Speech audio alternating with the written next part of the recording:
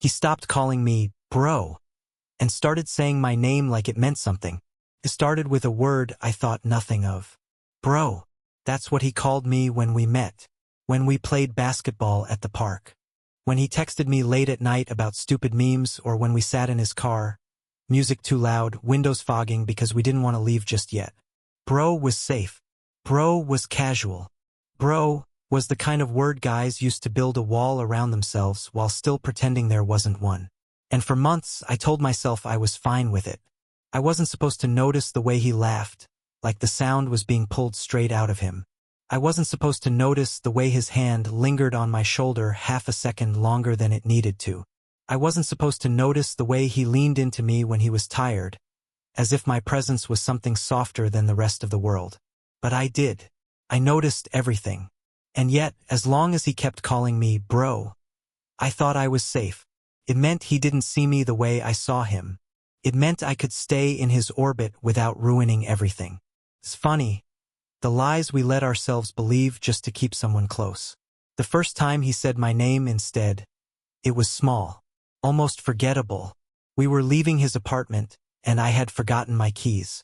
He called out after me, "Hey, wait, you left these." Alex. Just my name. But the way it came out of his mouth, it landed differently. Like it belonged there. Like he had been holding it back, and finally let himself taste it. And I felt it. God, I felt it all the way through me. He didn't notice. Or maybe he did.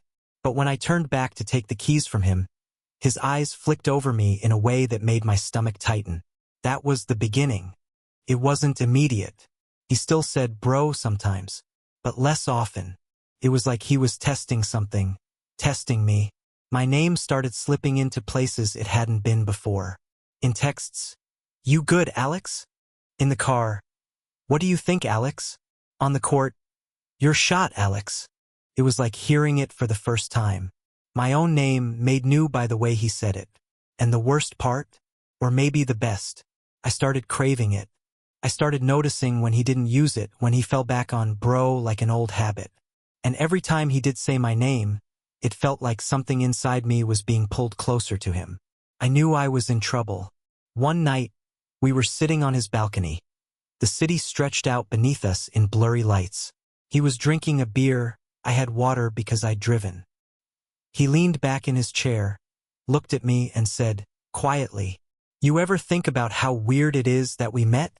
I laughed. "What do you mean?" "I don't know," he said. I wasn't supposed to be at the park that day. I never go there, man. And now," he paused, took another sip. "Now I can't imagine not knowing you." He looked at me when he said it. Really looked. And then he said my name. Slowly. Softly. Like it wasn't just a word, it was a confession. "Alex." I don't know how to explain it except to say it was like everything in me stopped for a second. My chest hurt with how much I wanted to reach across the space between us and hold him. But I couldn't, because bro was still there, lurking in the background, reminding me that what I wanted wasn't what this was. Or at least that's what I told myself. The shift kept happening in small ways. A touch that lingered, a look that lasted too long, a silence that felt like it meant more than words. And always my name. He started saying it when he was serious. When he wanted me to really listen. Sometimes when he was laughing, too hard to breathe, he'd gasp my name like I was the only thing keeping him grounded. The word bro became rare, almost extinct, and with every disappearance, the hope in me grew louder, heavier, harder to ignore. Hope is dangerous like that. It sneaks in quietly, and then suddenly it's the only thing you can hear. There was one night, the night that still replays in my head when I'm alone. We were in his room, sitting on the floor because we'd gotten tired of the couch. Music played low from his speaker, some indie band he liked. He was lying on his back, staring at the ceiling, and I was next to him, close enough that I could feel the warmth radiating from his arm. Out of nowhere, he whispered, "Alex." I turned to look at him. His eyes didn't leave the ceiling. "You ever feel like someone sees you differently than the rest of the world does?" My throat tightened. "Yeah," I said, my voice barely there. "That's what it feels like with you." And then he finally looked at me. His eyes, God, I'll never forget his eyes in that moment. Like he was scared, but also like he was relieved. I didn't know what to do. My heart was pounding so hard I thought it might break through my chest. I wanted to reach for him, to close the space, to say something, anything. But I froze. Because what if I was wrong? What if I ruined everything? So I just whispered back, I know what you mean. And that was it. He rolled over onto his side, facing me now, and smiled. And when he said my name again, it was the softest I had ever heard it. Like it meant something. Like I meant something. And for the first time, I let myself believe I did. But believing, that was the beginning of the ache. Because once you believe, you can't go back. You can't unhear your name spoken like it's the most important word in someone's mouth. You can't unfeel the way it vibrates inside you, making every part of you want more. And God, did I want more? But wanting is dangerous. And love even more so. Especially when you're not sure if it's really there, or if it's just another illusion built on hope. Because the truth was, he never said it outright. He never crossed that final line. He just stopped calling me bro, and started saying my name like it meant something. But what did it mean? I didn't know yet. I just knew I was already too far gone. The thing about wanting something you're not sure you're allowed to want is that it becomes all you can think about. I started replaying every word, every glance, every small shift in his voice when he said my name. I dissected every moment like it was a puzzle I was desperate to solve. Was it real? Was it in my head? I don't know if you've ever loved someone in silence, but it's like living in a constant state of almost saying it, almost reaching for them, almost believing it could be something more. Almost. That's what every day with him started to feel like. There was this one weekend we drove out to the lake. It wasn't planned. He just called me on a Friday night and said, "Hey Alex, let's get out of here. Just you and me." I don't think he realized what it did to me, hearing my name in that invitation. The way it sounded like a promise. We packed a couple bags, threw them in his trunk, and left the city behind. The drive was long, filled with music and stupid conversations, but underneath all of it, there was this hum between us. A quiet tension neither of us named. When we got there, the cabin he'd rented was small, just 2 rooms and a porch that looked out over the water. He handed me a beer, clinked his bottle against mine, and said, "Here's to us, Alex." To us. It was so casual, so easy, but those words wrapped around my ribs and squeezed. I told myself to breathe, to not read into it, to not let hope drag me under. But hope is stubborn. It doesn't care what you tell it. That night, we sat by the lake, the air cool and sharp with the smell of pine. He lay down in the grass, staring up at the stars, and I joined him, the ground damp beneath my back.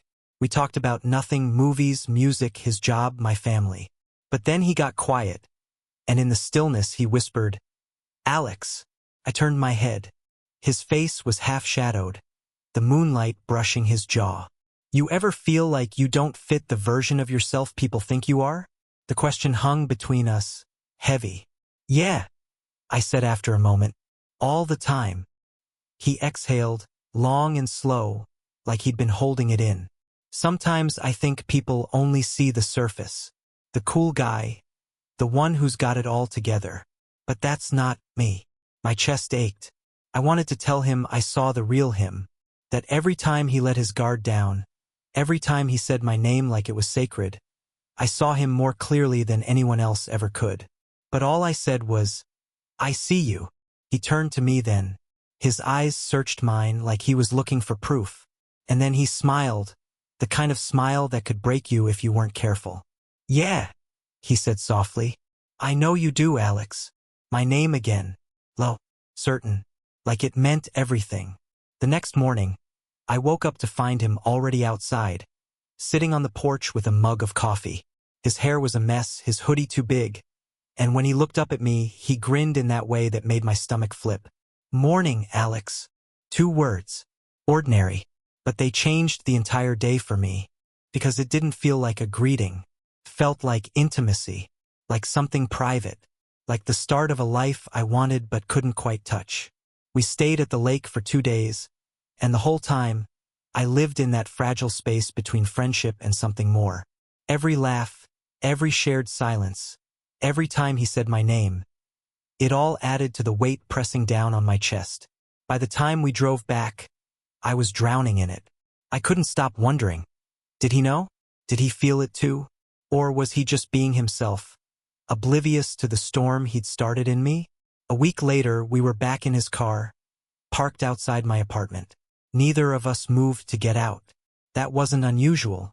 We had a habit of dragging out our goodbyes until the night swallowed us whole. He tapped the steering wheel, then looked at me. "Hey, Alex." The way he said it this time, it was different. Serious. Intentional. "Yeah." He hesitated, his jaw tightening. Then he shook his head. "Never mind." I frowned. "What?" "Nothing," he said, forcing a laugh. "Forget it." But I couldn't forget it. Because for a moment, I thought he was about to say something that would change everything. And the fact that he didn't, that he stopped himself, only made the wanting worse. After that, I started noticing the pauses, the half-finished sentences, the way he'd look at me like he was on the edge of saying something he wasn't sure he was allowed to. It drove me insane. And the more it happened, the more I realized I wasn't imagining it. There was something there, something unspoken, something that lived in the way he stopped calling me bro and started saying my name like it was a secret only we shared. But secrets can eat you alive if you keep them too long. And that's exactly what was happening to me. The breaking point came one night after a party. We were both drunk. Not falling over drunk, but just enough that the world felt softer around the edges. He drove us back to his place, music low, the night quiet. When we got inside, he collapsed onto the couch and I sat next to him. For a while, we didn't say anything. The only sound was his breathing, slow and steady, like he was on the verge of sleep. Then, out of nowhere, he murmured, "Alex." I turned. His eyes were half closed, his voice heavy with exhaustion, or maybe with something else. "You know you're different, right?" My pulse quickened. "Different how?" He smiled faintly, his gaze slipping away. "Just different. From everyone else." I swallowed hard, my heart in my throat. "Good different." "Yeah," he whispered. "The best kind." And then he fell asleep. Just like that, leaving me there wide awake, staring at him, my chest aching with all the words I still couldn't say. That night broke me in ways I didn't realize until later. Because it was the closest he'd ever come to crossing the line. And still, it wasn't enough. Not for the way I felt. Not for the way I needed. I wanted more than his almost confessions. More than the weight of my name on his lips. I wanted him. All of him. But I didn't know if he'd ever give me that. And the not knowing, it was starting to tear me apart. There's a kind of exhaustion that comes from wanting someone you can't have or think you can't have. It's not the tiredness of the body. It's the tiredness of the heart. A quiet, constant ache that follows you through every moment. That's where I was with him. It wasn't just the almosts anymore. It was the silence afterward. The way he'd say my name like it was carved out of something holy, and then move on, leaving me drowning in what it meant. I couldn't keep doing it. And yet, I couldn't walk away either. Because even if he never gave me what I wanted, I wasn't ready to give up the pieces he did give me. One night, I cracked. We were sitting in his car again, outside his apartment this time. It was late, past midnight, the streets empty. He had the radio on low, some love song playing that neither of us acknowledged. He leaned back in his seat, looked over at me and smiled. "You okay, Alex?" The way he said my name, it undid me. Before I could stop myself, the words slipped out. "Do you know what it does to me when you say my name like that?" Silence. He blinked, his smile fading, his expression unreadable. "What do you mean?" I swallowed hard. My hands gripped my knees to keep from shaking. "You don't call me bro anymore. You say my name like it matters, like I matter, and I can't." My voice cracked. "I can't pretend it doesn't get to me." The air between us tightened, heavy. He stared at me, his jaw working, his chest rising and falling a little too fast. Then he said, almost too softly to hear, "Alex." It was my undoing. my salvation and my curse all in one. I closed my eyes, because hearing it like that was too much. That, exactly that. You don't even know what you're doing to me. When I opened my eyes, he was still watching me. His face was caught between fear and something else. Something I didn't dare name. He didn't answer. He didn't reach for me. He didn't close the distance. And maybe that silence was my answer after all. For days after, we didn't talk. Not really. We saw each other, but it wasn't the same. The easy rhythm we'd built cracked under the weight of what I'd said. I hated myself for it. And yet, a part of me was relieved. Because at least it was out there now. At least he knew. I thought maybe that was the end. That whatever we had would quietly fade. Another almost story I'd carry in my chest. But then he surprised me. It was a Thursday when he showed up at my door. No text, no warning. Just him, standing there with his hands shoved in his pockets. Looking nervous in a way I'd never seen before. "Can I come in?" he asked. I stepped aside, my heart pounding. We sat on the couch, silence stretching between us. Finally, he spoke. "About the other night." He paused, biting his lip. "You're right." I frowned. "Right about what?" "About the way I say your name. About it meaning something." My chest tightened. "Then why didn't you?" "Because I'm scared." He cut in. His voice cracked, raw. "I don't know what to do with it. I don't know what it means for me. For us." The room spun. My heart raced. "So it's not just me?" He shook his head slowly. "No. It's not just you." And there it was. The truth I'd been aching for. Afraid to believe. I wanted to reach for him. I wanted to kiss him. To tell him it was okay. To tell him I'd been waiting for this. But I stayed still. Because the fear in his eyes told me this wasn't simple. That even if he felt it, too, it didn't mean we were free to fall into it. We sat there, the silence heavy but alive. Finally, he whispered my name again. "Alex." It was different this time. Fragile. Honest. "I don't want to lose you," he said. "Even if I don't know what this is yet. Even if I never figure it out." My throat tightened. "You won't lose me." And I meant it. Even though a part of me knew that maybe one day it wouldn't be true. Because loving someone who isn't ready to be loved the way you love them, that kind of love always comes with an expiration date. The weeks that followed were strange. Not bad. Not good. Just strange. He still said my name like it meant everything. Sometimes more often now. Like he couldn't help it. Like once the truth was out, he couldn't hold it back anymore. But he never took it further. Never pushed past the line of friendship. It was both a gift and a torment. Because every time he said Alex, I felt the pull of him.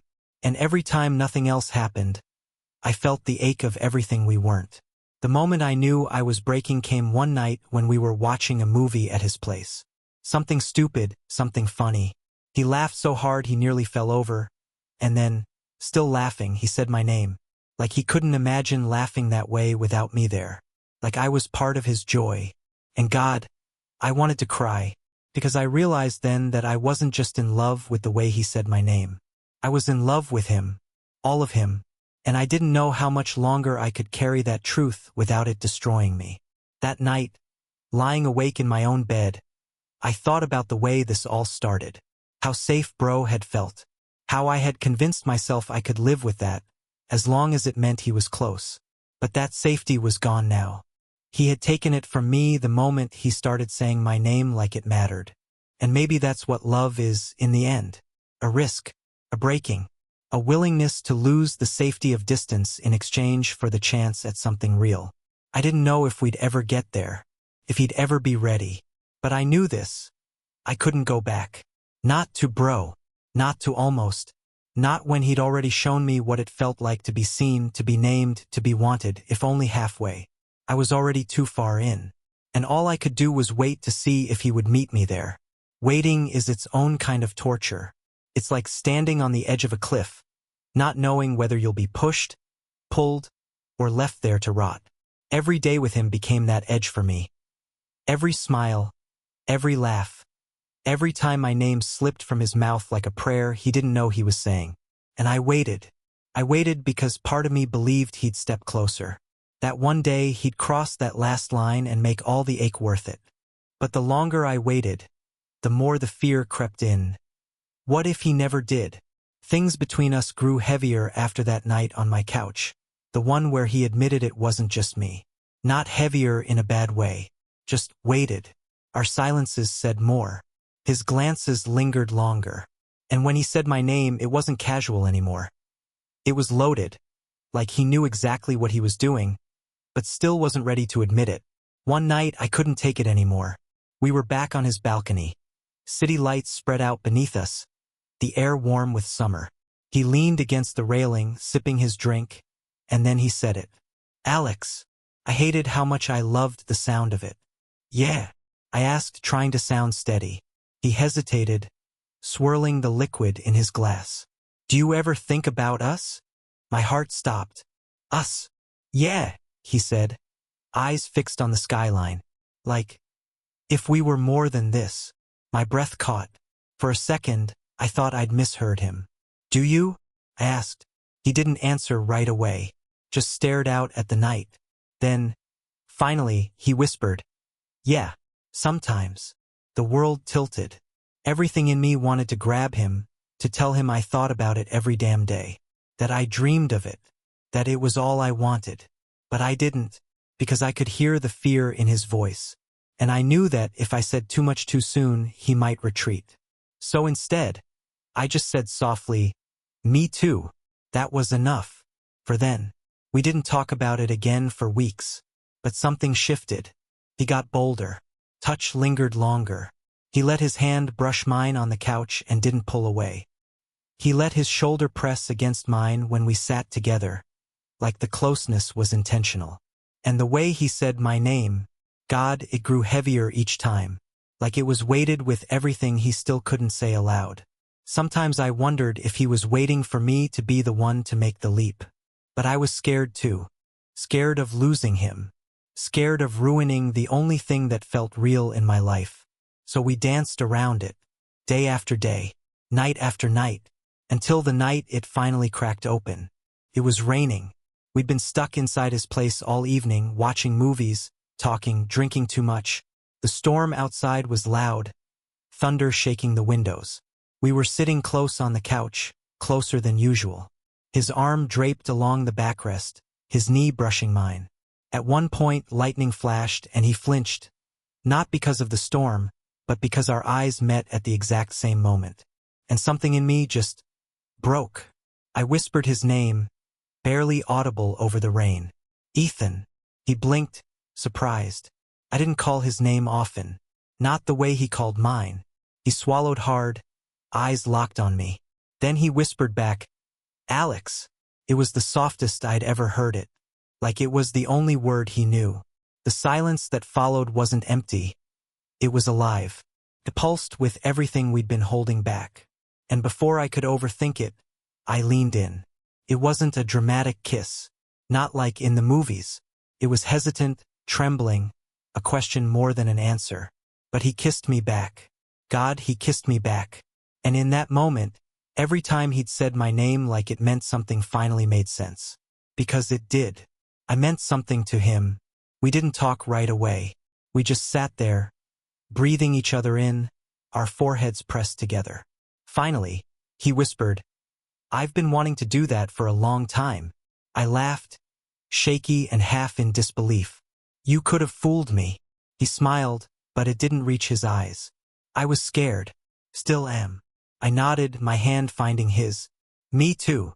And then, almost like a reflex, he said my name again. "Alex."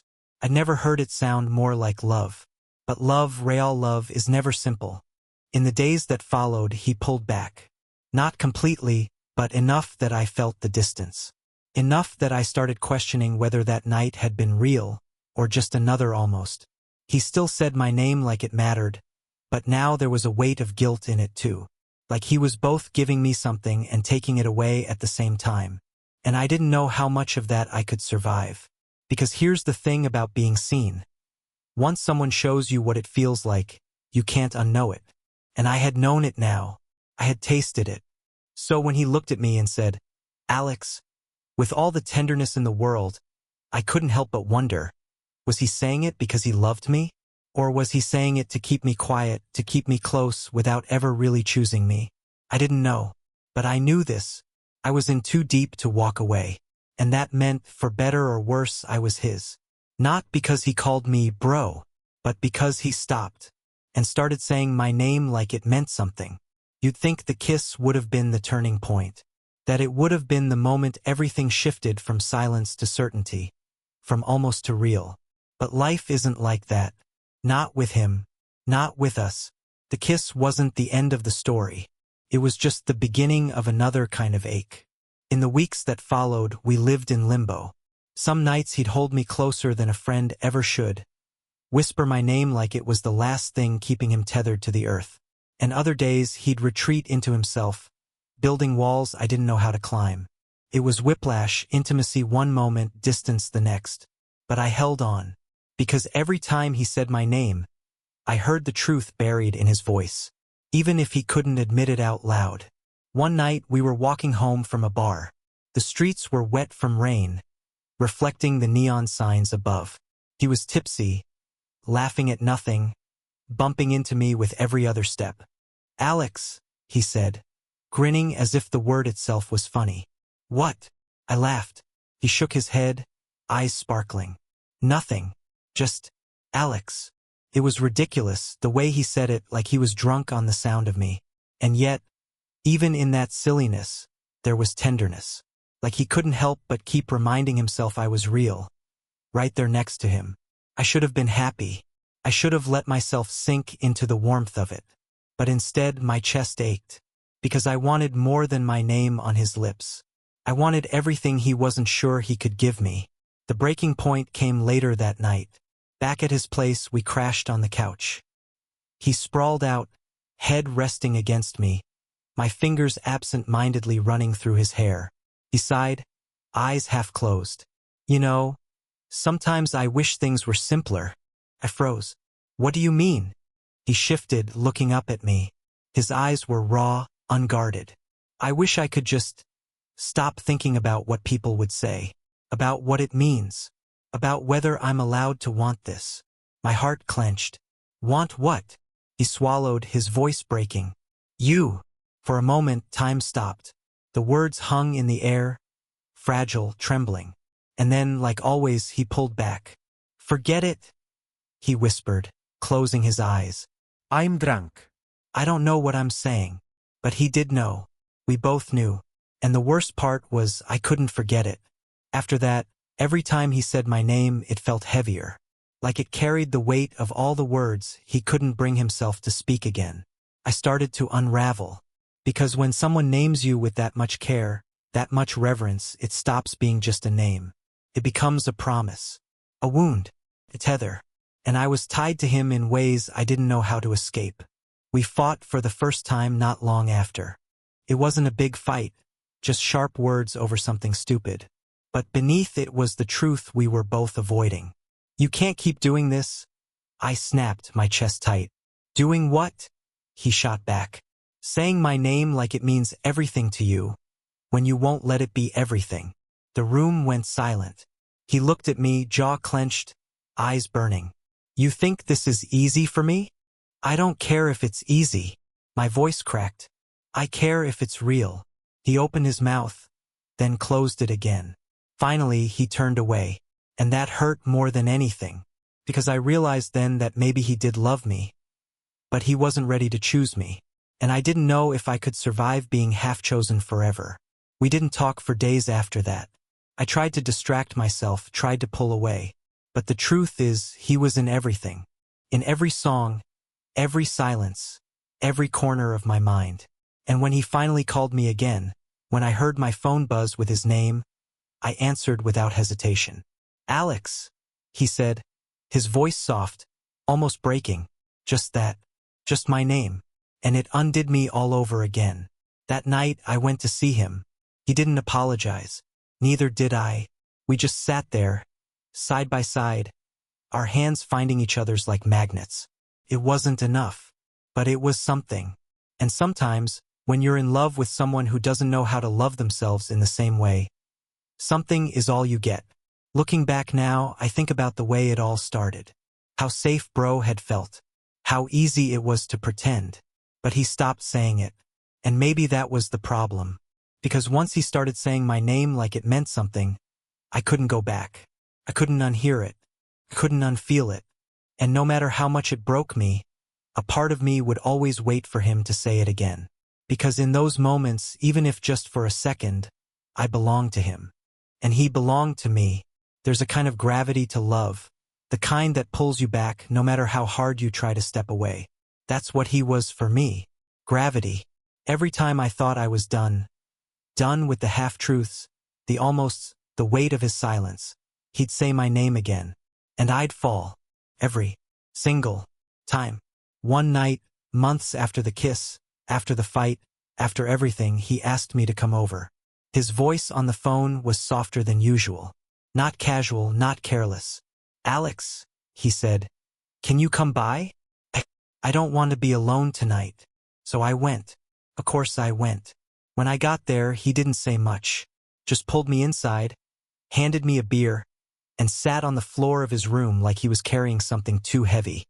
I sat beside him, waited. Finally, he said, "I hate how scared I am." "Of what?" I asked. He stared down at his hands, twisting the bottle between them. "Of wanting you the way I do." My breath caught. He'd never said it that plain before. I swallowed, my voice trembling. "Then don't be scared." His eyes flicked up to mine, raw and desperate. "It's not that simple, Alex. You know it's not." I did know. I knew the weight he carried, expectations, labels, fear of what people would say. But I also knew what I felt every time he said my name. And I couldn't keep living in the in-between. So I whispered, "Then choose. Even if it's not me. Just choose something." His face crumpled. And for a moment I thought maybe he would. But all he did was whisper my name again. "Alex." And the way he said it told me everything. He wasn't ready. Not yet. Maybe not ever. I wish I could say I was strong enough to walk away then. But I wasn't. Because love makes fools of us all. I stayed. I stayed through the late-night calls where he said nothing, just breathed on the other end until I whispered back, "I'm here." I stayed through the mornings when he'd smile at me like I was the only thing keeping him alive. I stayed through the silences, the retreats, the walls he kept rebuilding even after letting them fall. And I stayed because every time he said my name, it felt like a lifeline. For him. For me. For both of us. But there's a cost to staying in something that's half love, half fear. The cost is yourself. And slowly I started losing mine. The night I realized it was breaking me, we were lying in his bed, not touching but close. His ceiling fan spun above us, the air warm, heavy. He whispered my name, like always, but this time it didn't fill me with hope. It emptied me, because I realized I didn't just want him to say it. I wanted him to mean it out loud. I wanted him to claim me, not just name me. And he wasn't ready. So I lay there, staring at the ceiling, tears burning my eyes, and wondered how long I could keep waiting for a love that might never come. When I finally pulled back, it wasn't dramatic. I just stopped answering every call right away. Stopped going over whenever he asked. Stopped giving all of myself without knowing if I'd ever get all of him in return. It wasn't easy. Every time I heard him say "Alex" in my head, my resolve cracked. But I knew if I didn't pull back, I'd lose myself completely. And I couldn't let that happen. The last time I saw him, it wasn't planned. We ran into each other at the corner store, both of us grabbing snacks we didn't need. He looked at me like I was air he hadn't breathed in weeks. And then, because of course he did, he said my name. "Alex." God, it hurt. Because even after everything, even after all the pain, it still sounded like love. We stood there in the aisle, words hovering between us that neither of us said. Finally, I just smiled, small and sad. "Hey!" And that was it. We talked about nothing, paid for our things, walked out into the night. When we parted ways, he said my name one last time. "Alex." And the way he said it told me he wasn't ready. Not then. Maybe not ever. It's been months now. We don't talk anymore. Not really. But sometimes, when I'm lying awake at night, I can still hear it. My name in his voice. Soft, trembling, like it was the most important word in his world. And it still breaks me. But it also reminds me that I was loved in whatever way he could manage. That even if he never fully chose me, there were moments, real, undeniable moments, when he saw me, when he named me, and maybe that's enough. Or maybe it isn't. But it's what I have.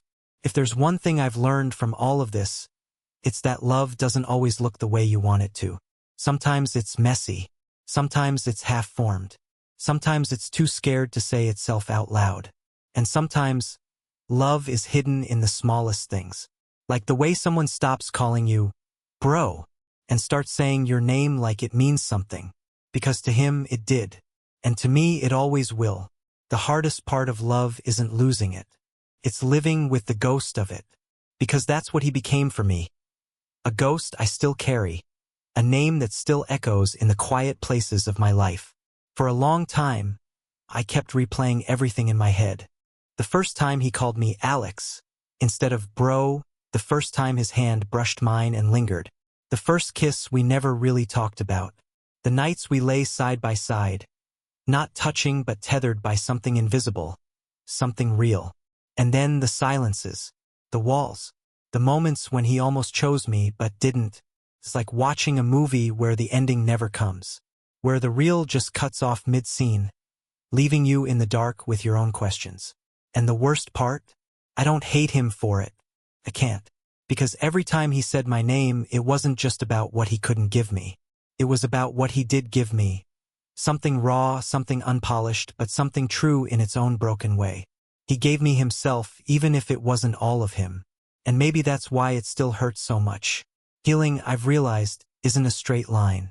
It's not like one day you just wake up and stop missing the way someone said your name.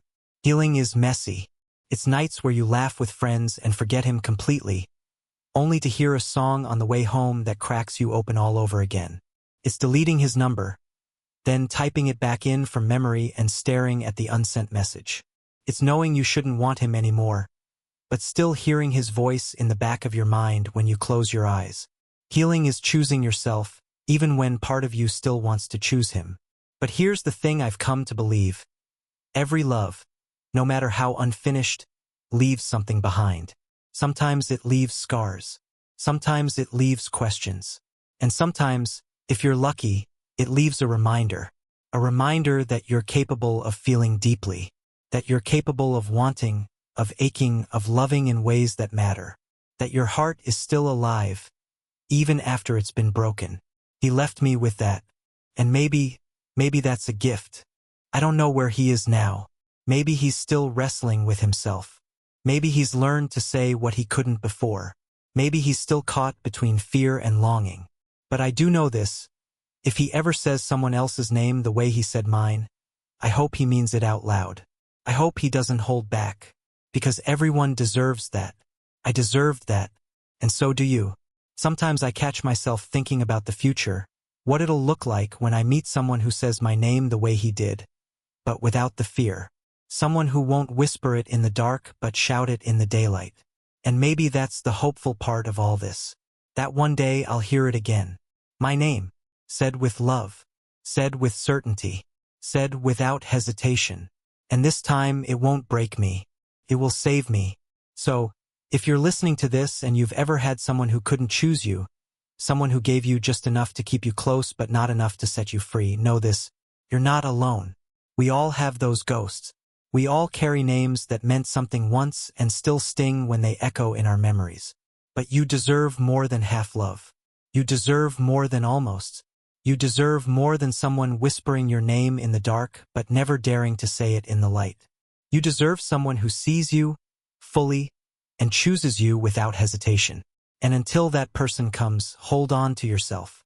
Because at the end of the day, the most important name is the one you say when you look in the mirror. Yours. Say it like it means something. Because it does. He stopped calling me bro. He started saying my name like it meant something. And it did. But now I've learned to say it for myself. And that means everything.